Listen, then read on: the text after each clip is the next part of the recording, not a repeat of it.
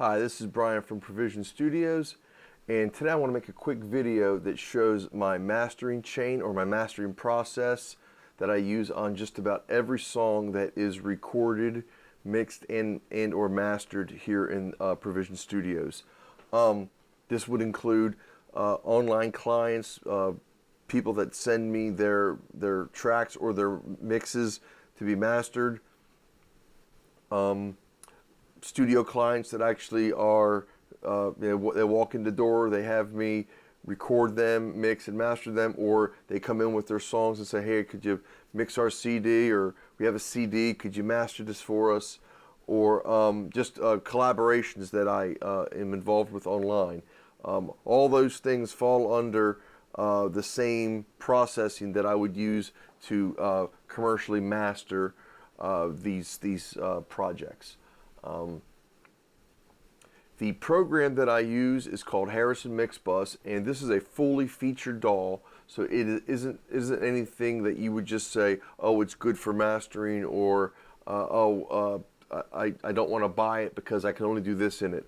It can do both regular analog tracks, you know, from a guitar, bass, drums, to MIDI instruments, so it can handle anything you throw at it, and I just love using it to master for some of its features. So here, if we take a look at it inside the DAW itself, we have a track that we imported from our Pro Tools session.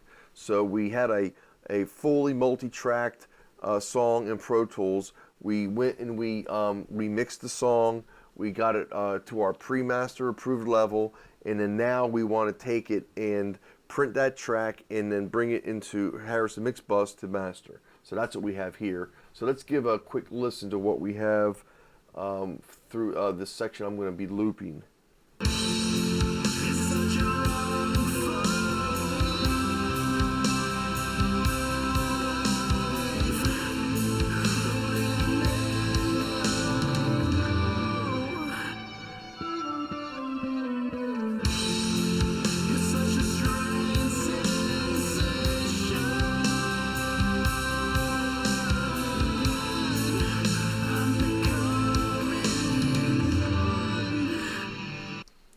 So basically how it works is in your mixer window here, you get your channel strip that your audio track resides on. You can add stock EQs and compressions and other effects right here in this strip here, or you can add third-party plugins based on you can do it by creator or whatever. So if you want a metric halo channel strip, you just, if you have it in your system, you can put it in here. Also, you have these 12 Mixbus icons with a volume dial on it, and what it does is each one you click on sends a signal to another Mixbus. Right now, I only have one showing because that's all I use. But you could get real creative with your routing. Like you could send, if you have a multi-track session, you could send all your guitars to one Mixbus, all your pianos and synths to another, and so on and so forth. In this case, I take my stereo mix and send it to one Mixbus, and then I use it as a parallel compressed bus that goes into the master track. So, all right, and that's running on here, and then I blend my fader along with the dry signal to taste. All right, so the first plugin I start with when I do my mastering is the UAD SSL G-Bus compressor. Here it is right here. This is the 4000 G-Bus, which is their newest one, and basically what this has is a sidechain filter and a mix knob. This plugin normally doesn't come with these, so this is a cool feature to have. And let's start there with it. I'm just going to dial in a quick setting on what I would use for mastering, and I'm going to use the sidechain filter once I get my gain and all set properly.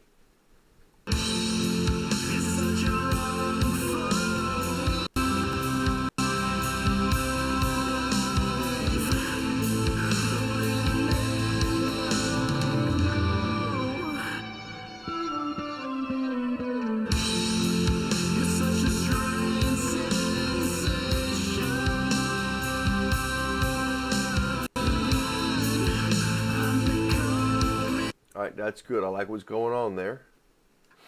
Next, I would use the Shadow Hills mastering compressor. And this is a really awesome plugin, and I'm going to go through it real quick. So basically you have an optical and a discrete section. Each one can work independently on one channel or the other, or you can use them together, and that's how I'm going to use it here. So I'm going to turn off my discrete and just start with the optical. I'm going to dial the optical in, and then I'm going to open up the discrete channel, and I'm going to set that up. So it's going to take me a minute, so just bear with me.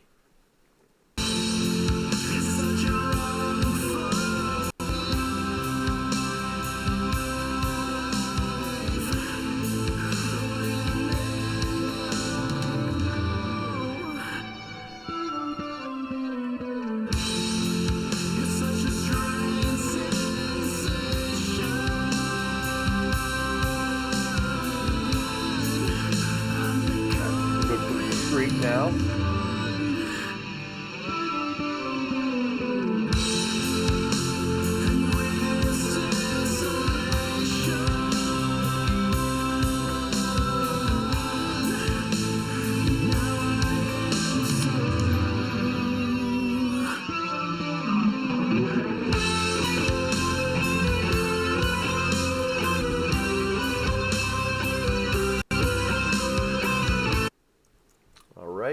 The next plugin that I use is the Isotope Ozone suite, and how I use this is I will use the Master Assistant, and what it'll do is it will I'll pass audio through it, and it will take a reading of that audio and give me a starting point for its recommendation based on that audio that I passed through it. So you click on the Master Assistant button here. We're going to use our modern modules. We are going to use the low intensity, and we're going to, the destination is streaming, so I'm going to make sure streaming is selected here. When you click next, it's then going to ask you to hit play. So there it goes, waiting to play audio. So here we go.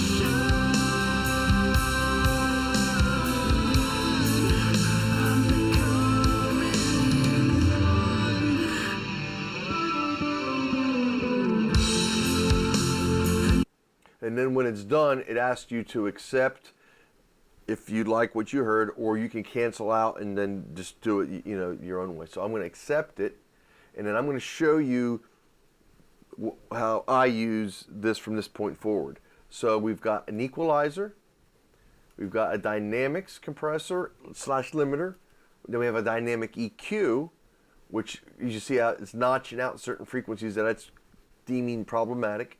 And then we have our maximizer.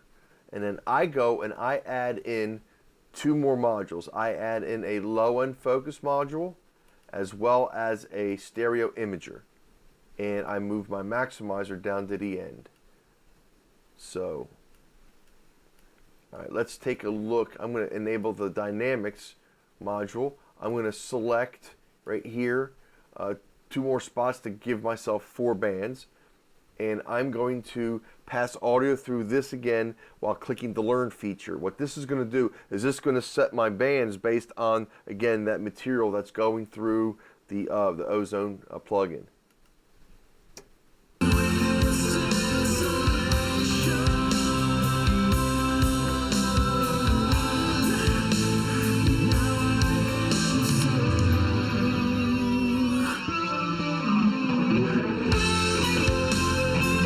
All right, so it's got that. Now I'm going to go to, I'm going to go to my imager. I'm going to do the same thing. I'm going to create 4 bands, and I'm going to click the Learn function that is going to set these bands according to the program material.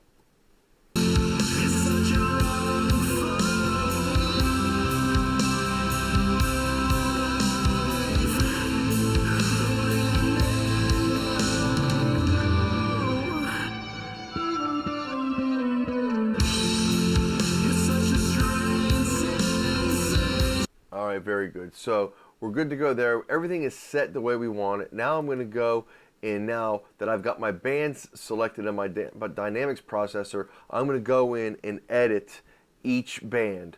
First thing I do is I disable both the low and the high frequencies, and I enable both the low mid and the high mid. And I'm going to focus just on these two regions.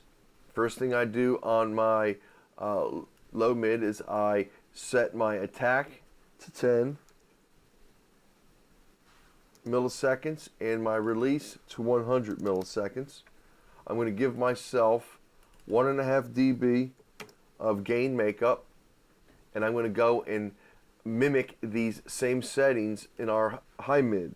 Again, 10 milliseconds attack, 100 milliseconds release, 1.5 dB of makeup gain.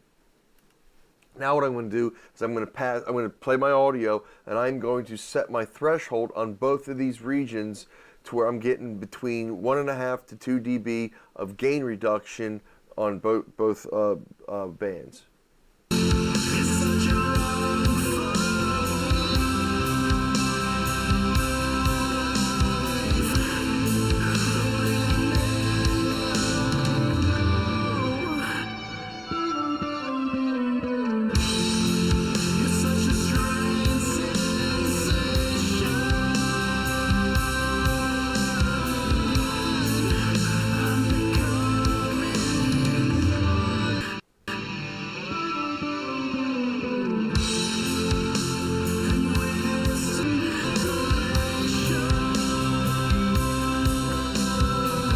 Alright, next I'm going to go with my low end focus plugin, and basically what this does is this allows me to focus the energy of the low end. And with you have two algorithms. You have a smooth algorithm and a punchy algorithm that determines how your low end is going to be treated. I prefer the punchy in this case, so that's what I'm going to go with, but I'm also going to enable the smooth so you guys can hear the difference between the two. So I'm going to solo the low end, and I'm going to move this down to focus on where I want that low end to be featured.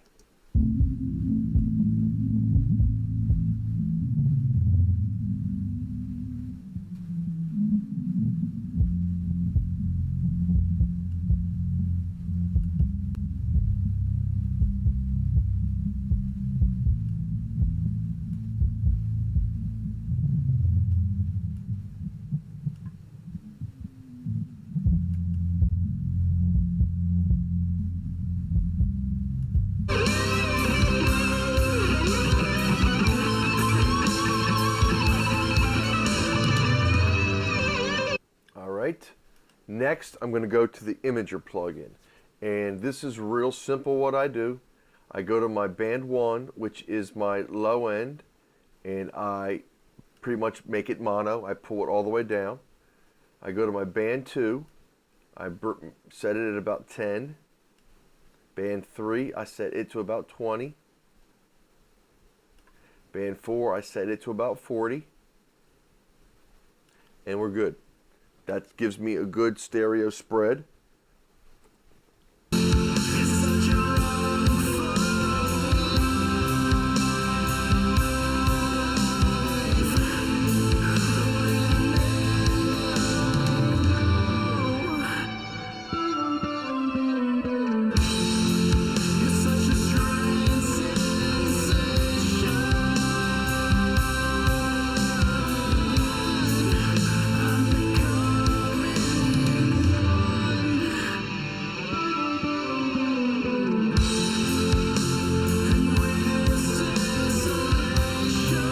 All right, very good. So I've got that going the way I want it. The next plugin that I will be using is the Slate Digital VTM, the virtual tape machine. And this is basically just to add some analog warmth, analog tape saturation that you don't get when you're mixing in the box. I don't always use this. It depends definitely on how much of the song was recorded in my studio through my Soundcraft console. It also depends on what the song is. on more rock, modern rock kind of songs, I'll use this.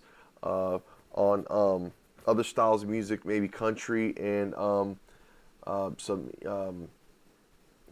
hip hop, I would not necessarily use this. Not to say I wouldn't, but it's not something I'm going to go to right away. So let's just give this a listen without, and then we'll bring it in.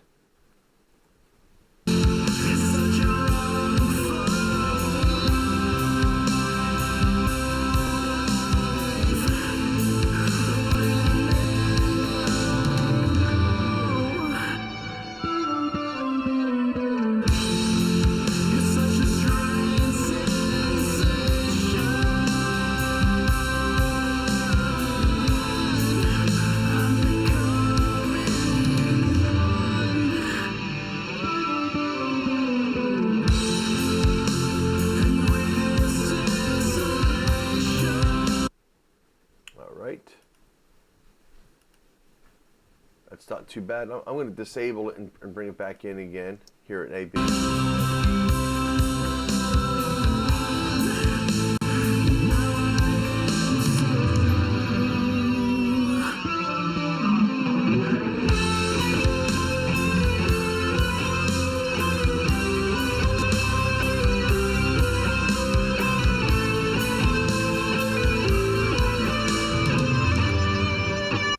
Very good. So we've got that going. Got our ozone, and the final plugin I'm going to use in my mastering chain is the Waves loudness meter.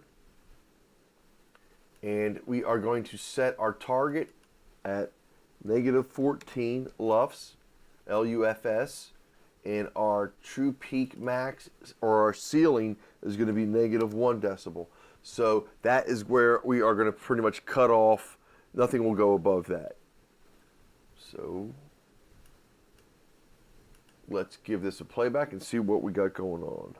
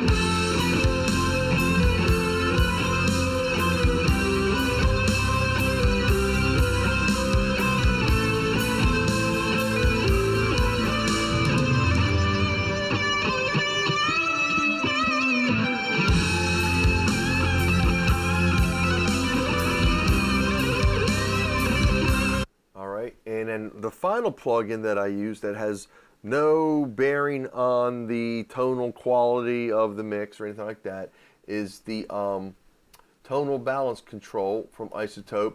And this just helps me look at everything I've done and see if it falls into the sonic spectrum of popular commercial releases. So let's just give this, turn it on, and let's just play some audio through it from our plugins and see how we're looking there.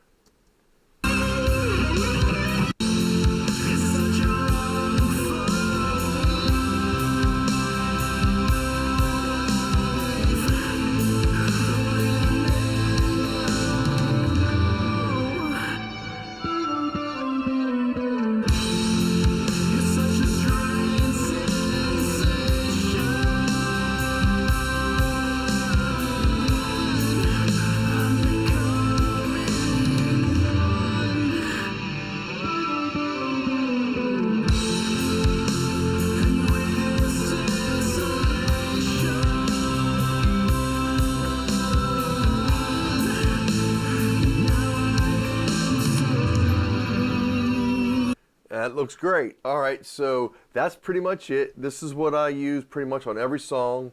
Some interchangeable plugins. The Shadow Hills mastering compressor, I may at times swap it out for the Christopher Lord Algae Waves plugin called Mixdown. I have used that before, so and I like that. But for this particular song in Pro Tools, I used that plugin on my print bus, so I wouldn't use it again, and that's why I'm using Shadow Hills. Those are one of the things I switch up on. And again, as I said, the VTM by Slate Digital, I don't always use that. That just felt right for this song, and I think it worked great. Next step would be is I would go to in Mixbus Session Export. I would export out a mastered stereo file that I would then import that into PreSonus Studio One's project window, and that allows me to make all of my deliverables, MP3s, waves, wherever I need to get it to. I can do it all in PreSonus Studio One's project window. All right, if you have any questions at all about this process that I showed here, or want some more information on any one of the plugins I used or why I used it in the sequence I did, any questions at all, just leave those questions in the comment section below in this video, or you can email me at bbuck822@gmail.com. That's bbuck822@gmail.com, and I'll get back to you as soon as I can. I hope everyone is healthy and staying safe. I'll talk to you guys real soon. Bye-bye now.